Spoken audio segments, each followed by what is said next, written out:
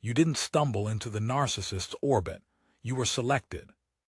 Think about the moment you first met them. How different they seemed from everyone else in the room. How quickly they appeared to understand you, the real you, in a way that almost nobody had before. How they found the exact words for the exact wound you've been quietly carrying for years. How it felt less like falling in love, and more like finally being recognized. You thought it was chemistry, you thought it was fate, you thought maybe, finally, you had found your person. What if I told you it was none of those things? What if I told you it was a scan? That before a single word was spoken, your nervous system was already being read, cataloged, for how useful it could be. To someone whose entire existence depends on extracting what other people feel. Because here is what the narcissist never wants you to understand. They didn't choose you by accident. They chose you because of something specific, something rare, something that, once you see it clearly, changes everything about how you see yourself. Stay with me, because what I'm about to walk you through isn't just about the narcissist.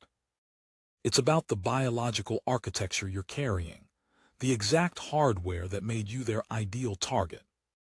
And once you understand what they were actually scanning for, you will never let anyone exploit it the same way again. Here is the reframe. Every single reason the narcissist chose you is evidence of how advanced your nervous system is. Not broken, advanced. They didn't target you because you were weak. They targeted you because you were rich neurologically, emotionally, energetically rich. They spotted a high-resolution processor in a world full of low-resolution noise, and they wanted access to the signal. The traits they exploited. Every one of them is a biological superpower running on hardware most people will never develop. Let me show you exactly what they saw when they looked at you, and why every single one of those things is a feature, not a flaw. Not casually, with precision. A 2012 study by John Essen and colleagues found that dark triad individuals identify and select emotionally available, highly conscientious, and anxiously attached partners at rates far exceeding chance. Their nervous systems are running a targeting algorithm, and yours lit up the screen. Here are the 7 reasons your signal was the one they locked onto. Number 1 explains why they could read you before you could read them. The narcissist walked into the room, and you felt them before you understood them. Not because you were naive, because your mirror neuron density is higher than average. Mirror neurons are the brain's empathy hardware. They fire when you observe another person's emotional state, allowing you to register what they feel as if you're feeling it yourself. In most people, this system operates at a baseline level. In high-empathy individuals, your people, it runs at full capacity, constantly. The narcissist felt this. Their nervous system, which is fundamentally incapable of generating genuine empathy, detected someone who had it in surplus. To a system built on extracting emotional reactions, you were a source of unlimited fuel. But here's what they couldn't take with them. The fact that your mirror neurons also detect authenticity. Over time, your system began to register the absence of genuine feeling behind their performance. The scan that made you a target is the same system that eventually exposed them. Number 2 is the reason you stayed long after something and you knew something was wrong, and it has nothing to do with weakness. When the red flags appeared, and they did appear, you didn't leave. Not because you were blind, because your nervous system is wired for depth over ease. Psychologists call this high conscientiousness, a trait defined by persistence, commitment, and a deep refusal to abandon what you've invested in. Research consistently shows that high conscientiousness individuals form longer, more stable attachments, and are significantly more likely to remain in difficult relationships rather than exit at the first sign of conflict. The narcissist identified this early. They understood that once they had secured your loyalty, they had a self-renewing resource. Your nervous system wasn't going to leave at the first offense. It was built for the long game. Here is the reframe. That same loyalty redirected toward yourself is the architecture of your recovery. The same refusal to abandon ship that kept you in place is exactly what keeps you rebuilding when others would have quit already. Number 3 is the one the narcissist deployed first. Before they showed you their best self, they showed you this. They showed you their wound. Maybe it was a difficult childhood, a series of people who misunderstood them, an ex who destroyed them.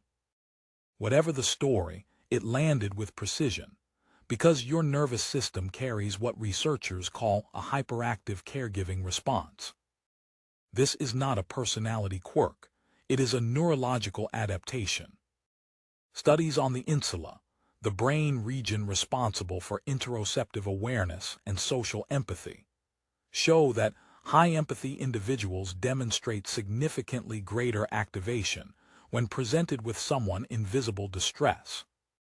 Your brain doesn't just notice suffering. It responds to it automatically before you've consciously decided to. The narcissist's wound, whether real or manufactured, activated your repair protocol. And while your attention was focused on fixing them, they were quietly mapping your system for every access point they could find. The reframe, your healing instinct, is not naivete.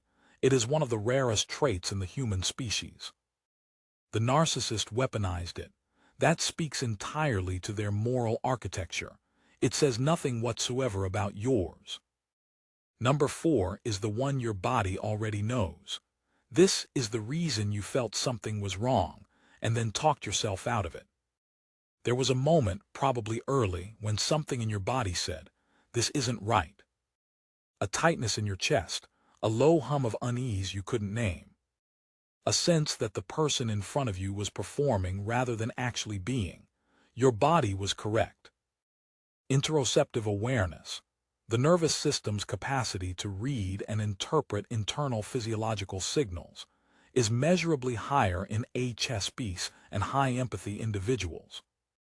Your insula was processing data that your prefrontal cortex hadn't yet approved for use. But then the narcissist did what narcissists do. They produced an explanation. And because your mind is sophisticated, because you understand nuance, extend benefit of the doubt, believe in human complexity, you overrode the signal with logic. That is not a failure of intelligence. That is your high-resolution processing being turned against itself. The signal was real. The interference was manufactured. Now that you know how to tell the difference, nothing gets past you the same way again. Number 5 explains why the love bombing worked, even on someone as perceptive as you. The flock moves at surface level, small talk, performance, relationships built on proximity rather than depth. And you, with your high-resolution nervous system, have spent most of your life in a world that operates too slowly and too shallowly for what you actually need. The narcissist studied this. They arrived speaking your exact language. They mirrored your depth, reflected your values with precision, made you feel, for the first time in a long time, like someone was finally operating at your frequency. What you were experiencing was love bombing, a deliberate flooding of connection signals designed to bypass your threat detection and accelerate attachment before your system could run its analysis. The reason it worked isn't that you were foolish. It's that you were genuinely starved for a rare mind in a low-resolution world, and for a moment, they faked it convincingly enough. The lesson isn't to close down. The lesson is to slow the scan. Your system can distinguish a genuine signal from a performance. The narcissist knew that too. That's why they moved fast. Number 6 is the trait the narcissist mistook for permission. It was never that. You don't respond impulsively.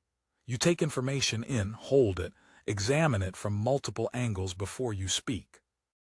In a healthy relationship, this is precision.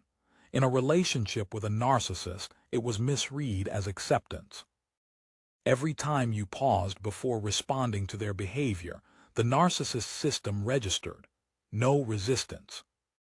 Every time you absorbed rather than reacted, they recalibrated, pushing the boundary of your autonomy architecture slightly further, testing what you would tolerate next. But here is the truth. Your measured response is not passivity. It is one of the most sophisticated cognitive traits in the human toolkit.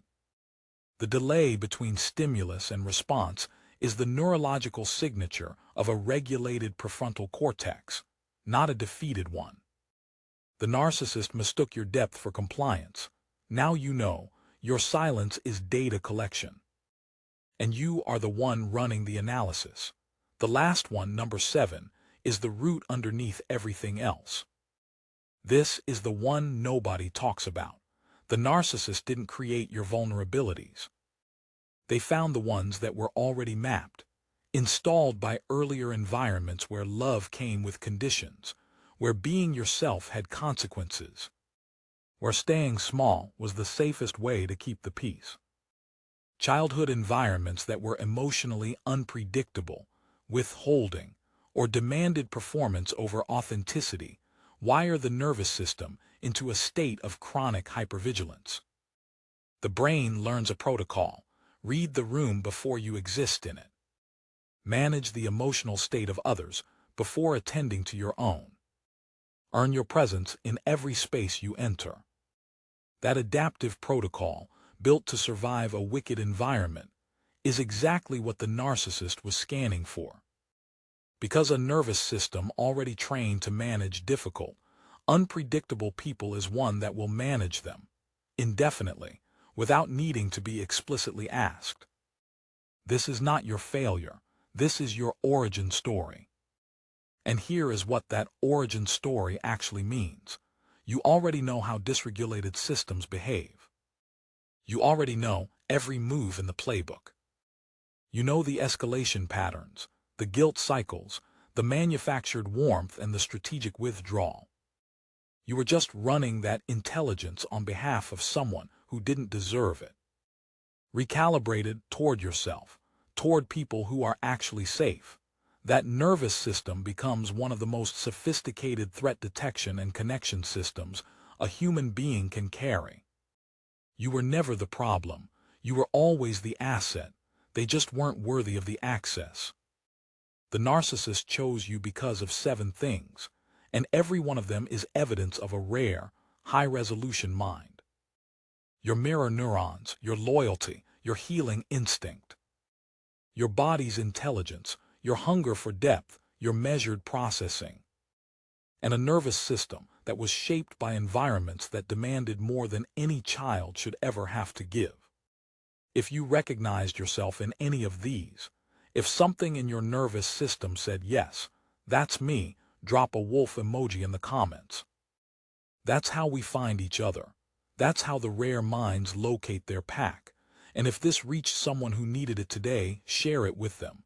Not for the algorithm, for them.